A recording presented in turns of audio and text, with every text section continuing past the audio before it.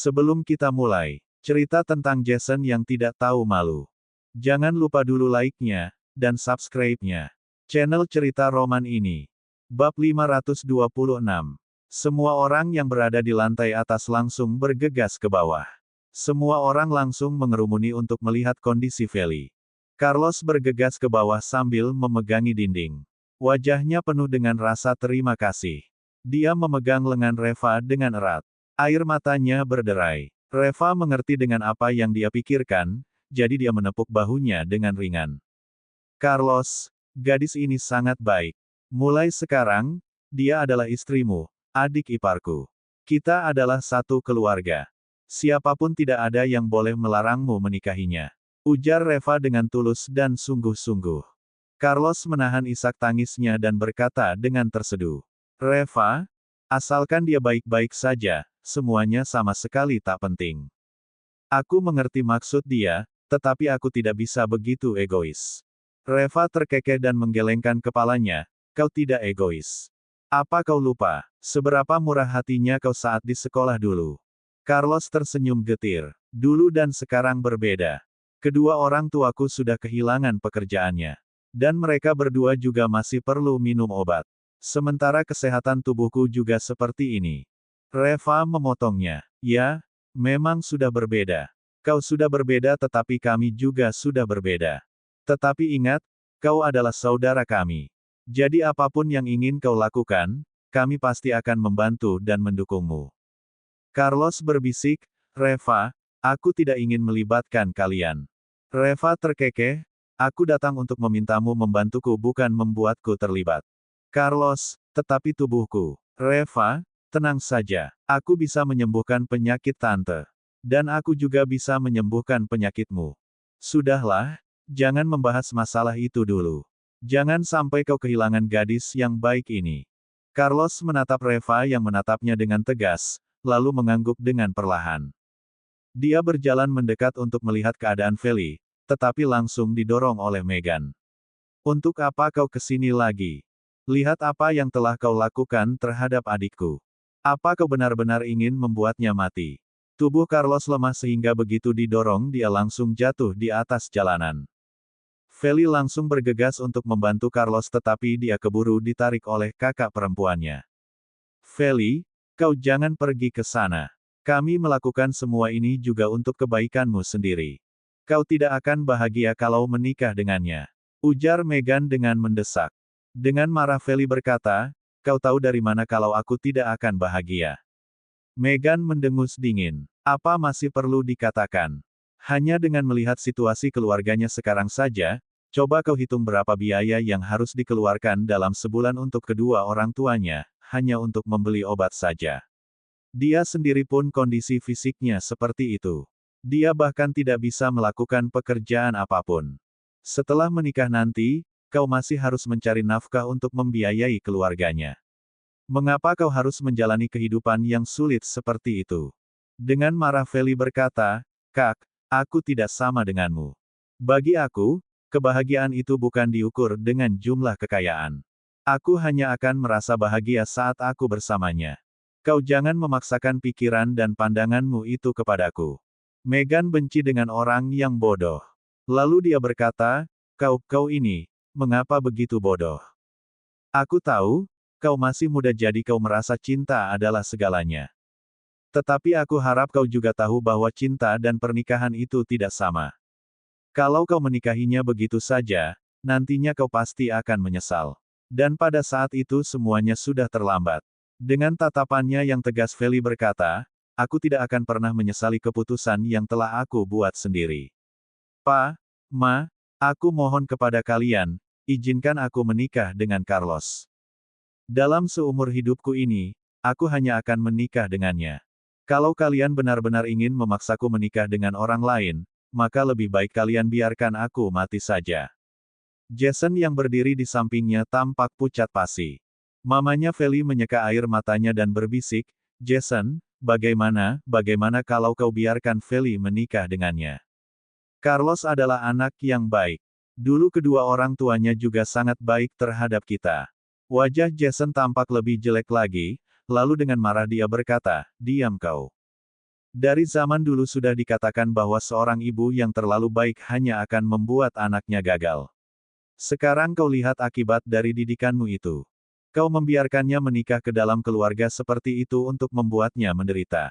Kalau begitu lebih baik kau biarkan dia mati saja sekarang. Sebelum lanjut, jangan lupa dulu dong, like-nya, dan subscribe-nya. Channel Cerita Roman ini. Bab 527. Mama Feli berkata, kenapa kau begitu kejam? Dia itu juga putrimu. Apa kau sama sekali tidak sayang kepadanya? Dengan marah Jason berkata, bagaimana aku tidak sayang kepadanya? Justru karena aku sayang kepadanya makanya aku tidak mengizinkan dia menikah ke dalam keluarga seperti itu. Nanti hanya akan membuat dia menderita saja. Aku telah mencari seseorang yang begitu baik untuknya. Dia tidak mau menikah dengannya tetapi hanya ingin menikah dengan seorang yang tak berguna. Coba kau katakan aku harus bagaimana menyayanginya. Mama Feli langsung kesal. Apa yang kau carikan itu adalah keluarga dan orang yang baik untuknya.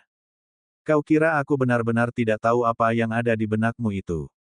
Kau hanya ingin menjadi pengikut setia si wakil direktur pabrik yang menyebalkan itu saja demi masa depanmu sendiri. Jadi kau menjilatnya dengan mengorbankan kebahagiaan putrimu.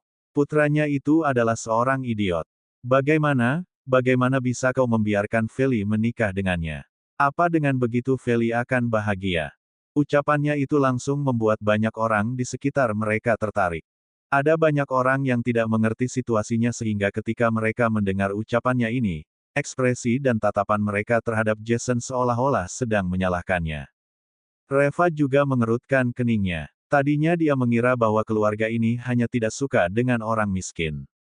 Mereka hanya mengagumi orang kaya, jadi dia juga tidak terlalu memperdulikan mereka. Karena bagaimanapun juga, Feli adalah putri kandung mereka sendiri, sehingga kalau mereka ingin putrinya menikah dengan keluarga yang baik, tentu saja itu adalah hal yang wajar. Sama seperti Axel dan Alina yang selalu ingin Nara menikah dengan seorang pemuda dari keluarga kaya. Tetapi bukan berarti mereka tidak mencintai putri mereka sendiri. Tetapi, apa yang dilakukan Jason saat ini benar-benar sudah melampaui batas kesabarannya. Demi masa depannya sendiri, dengan tega Jason membiarkan putrinya menikah dengan seorang idiot, terlepas dari putrinya bahagia atau tidak. Ini benar-benar sangat egois. Jason yang dibongkar boroknya oleh istrinya sendiri langsung emosi, dan tak bisa menahan amarahnya lagi.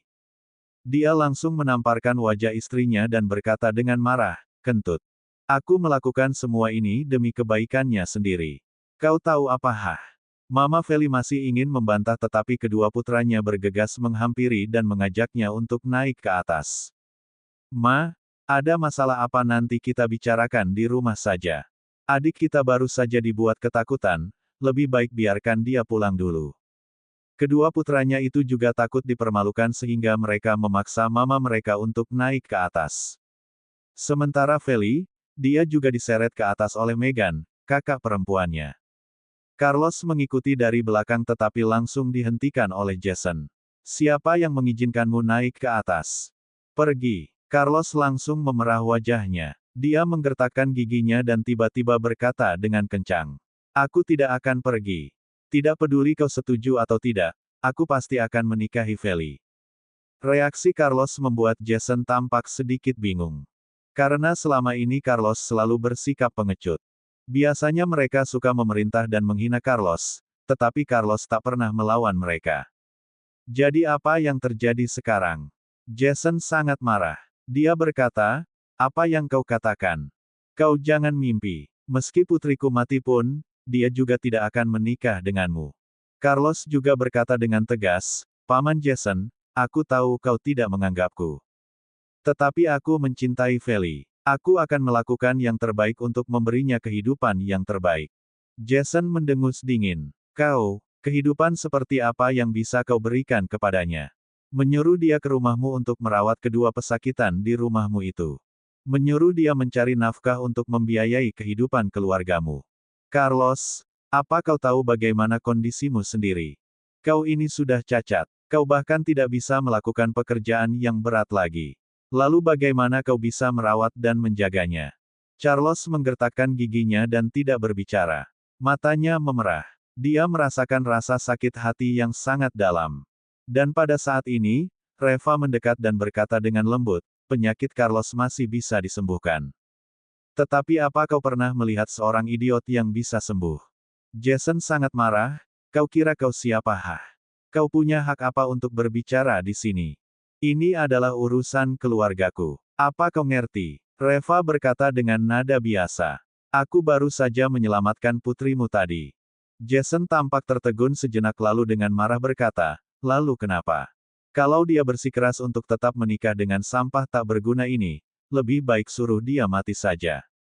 Siapa yang memintamu untuk menyelamatkannya? Kenapa tidak kau biarkan dia mati saja?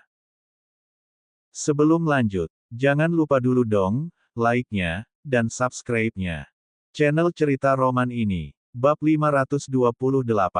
Saat ucapan Jason itu dilontarkan, langsung membuat semua orang yang ada di sekitar tempat itu gempar. Jason, bagaimana bisa kau berbicara seperti itu? Bagaimanapun juga dia adalah putrimu sendiri. Kenapa kau mengutuk putrimu sendiri untuk mati? Memangnya hal seperti itu tidak bisa dibicarakan lagi? Orang ini adalah penyelamat putrimu. Begitukah caramu berbicara dengannya? Orang seperti kau masih ingin menjadi wakil manajer. Aku adalah orang yang pertama menolaknya. Aku juga tidak setuju. Kalau kau menjadi wakil manajer pabrik, aku akan pergi ke pabrik untuk berdemo. Aku juga ikut. Kerumunan orang terus bergaduh. Mereka benar-benar geram dengan apa yang dilakukan oleh Jason. Wajah Jason memerah. Sekarang adalah saat yang kritis baginya untuk dipromosikan menjadi wakil manajer pabrik. Kalau hanya gara-gara masalah ini dia tidak jadi dipromosikan, itu benar-benar akan disayangkan sekali. Dengan garang dia memelototi Reva. Sambil menggertakkan giginya dia berkata, oke, Carlos, karena kau ingin menikahi putriku, kalau begitu ayo kita pulang dan diskusikan hal ini. Aku juga bukan orang yang tidak bisa diajak berbicara. Tetapi masalah pernikahan ini tidak bisa dilakukan dengan terburu-buru juga. Carlos menghela nafas lega lalu dengan cepat mengangguk, terima kasih Paman Jason. Terima kasih Paman Jason. Jason tidak menjawabnya. Dia menggertakkan giginya lalu naik ke atas sambil diikuti oleh Carlos. Reva berjalan di belakang mereka. Dia menangkupkan kedua tangannya untuk membuat tanda hormat kepada semua orang yang ada di sekitarnya kemudian sambil tersenyum dia berkata, terima kasih atas bantuan kalian semua. Kali ini aku harus membuat Carlos menikah dengan Feli. Pesta pernikahannya akan diadakan besok. Kalau kalian ada waktu, silahkan datang untuk ikut merayakan dan meminum anggur kebahagiaan di sana. Semua orang langsung tertawa. Dan ada seorang pria tua berkata dengan kencang, anak muda, aku adalah orang yang melihat Carlos tumbuh besar sedari dia kecil. Dia dan Feli adalah pasangan yang benar-benar serasi. Kalau mereka berdua benar-benar menikah, apapun yang terjadi aku pasti akan pergi dan hadir dalam pesta pernikahannya untuk bersulang dengan anggur kebahagiaan itu. Semua orang ikut mengangguk. Kedua orang tua Carlos memang terkenal baik hati dan mereka cukup populer di daerah ini. Itulah sebabnya mengapa orang-orang bersedia untuk membelanya. Sambil tersenyum Reva mengangguk dan mengikuti mereka naik ke atas. Di dalam rumah tampak Feli dan ibunya yang sedang duduk di sofa. Air mata menetes tanpa henti. Megan dan kedua kakak laki-lakinya berdiri di samping. Mereka mengawasi mereka agar tidak kabur. Biar ku beritahu, lebih baik kau jangan pikirkan hal ini lagi. Kau tidak akan mungkin menikah dengan sampah itu. Lebih baik kau hilangkan keinginanmu itu. Pergilah menikah dengan putra Direktur Chaiden. Kalau kau berani kabur lagi, aku akan patahkan kaki anjingmu itu.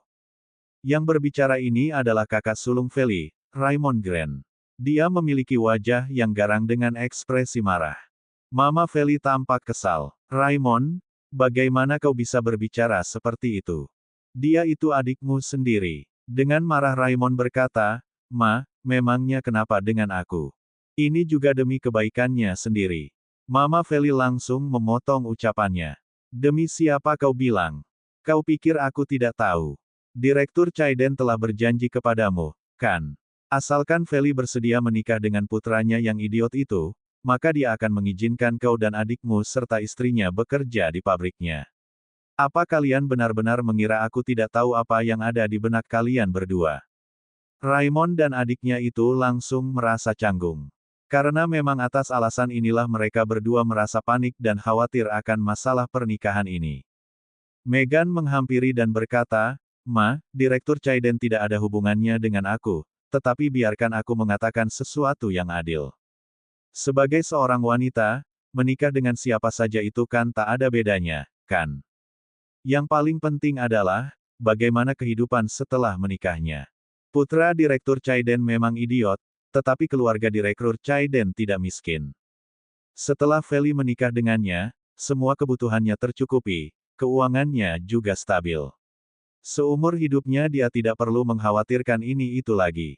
Bukankah sangat baik? Tetapi, apa jadinya kalau dia menikahi sampah itu? Pada saat itu, mungkin keluarga kita masih harus membantu membiayai keluarga mereka. Jadi mengapa harus repot-repot seperti itu?" Mama Feli berkata, "Meghan, menikah dengan seseorang adalah hal yang hanya dilakukan sekali dalam seumur hidupmu. Meskipun kau kaya tetapi kalau tidak ada cinta, lalu apa gunanya? Apalagi, dia juga seorang idiot." Meghan tetap merasa tidak puas, dia berkata lagi, "Tetapi bukankah dalam seumur hidupnya setiap orang itu memerlukan uang?" Mamanya menghela nafas dengan kecewa. Dia benar-benar tidak mampu menaklukkan putrinya yang keras kepala itu. Dan pada saat ini, Jason masuk bersama Carlos. Begitu masuk, dia bergegas menghampiri dan menamparkan Feli. "Kau masih berani melompat keluar dari gedung? Ayo, sini, sini, coba kau lompat sekali lagi sekarang." Dan sekarang tak ada yang boleh mencegahnya. Terima kasih sudah mendengarkan kisah ini. Sampai jumpa pada bab selanjutnya. Jangan lupa komen, like, dan subscribe-nya channel Cerita Roman ini.